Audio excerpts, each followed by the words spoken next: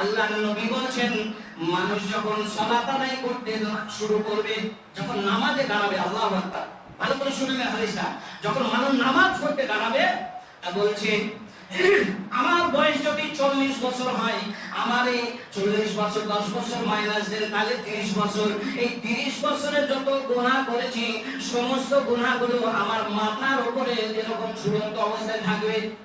গাছের যেমন ফল ঝুলে না, আঙ্গুরের থোকা যেমন ঝোলে, ঠিক ওইভাবে আঙ্গুরের থোকার মতন আপনার মাথার উপরে ওই 30 বছরের পাপগুলা ঝুলবে। একবার সুবহানাল্লাহ বলা যাবে না? 30 বছরের পাপ ঝুলবে। তাহলে কতক্ষণ ঝুলবে বান্দা, কতক্ষণ ঝুলবে শুনে না।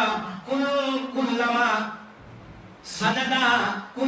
সাজাদা, মানুষ যখন সিজদা দেবে, নামাজের শুরু থেকে যখন সিজদা দেবে, তখন বলছে সিজদা একবার দেবে, আবার তার কিছু গুনাহ ঝরে যাবে, আবার সিজদা দেবে, আবার কিছু পাপ ঝরে যাবে, আবার সিজদা দেবে, আবার উঠবে, আবার কিছু পাপ ঝরে যাবে। এইভাবে 4 রাকাত ফরজ, 2 করে 4 রাকাত সুন্নাত, এইভাবে 2 রাকাত নফল, এইভাবে যত নামাজ পড়বে আর নামাজের ভেতরে যতবার সে সিজদা দেবে, ততবার তার ওই 30 বছরের গুনাহগুলো একটা একটা করে ওইভাবে ঝরতে শুরু হবে।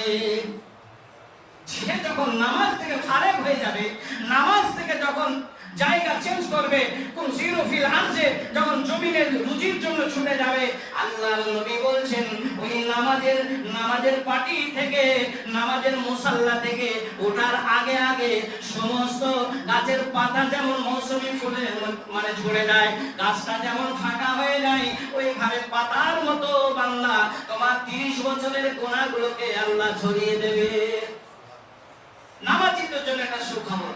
তবে কোন নামাজি? শুধু রোজার মাসের না, ওই জ্ঞান হওয়া পর থেকে জ্ঞান থাকা পর্যন্ত, জ্ঞান হওয়া থেকে নিয়ে জ্ঞান থাকা পর্যন্ত যদি সালাত আদায় করতে পারেন, নামাজি যদি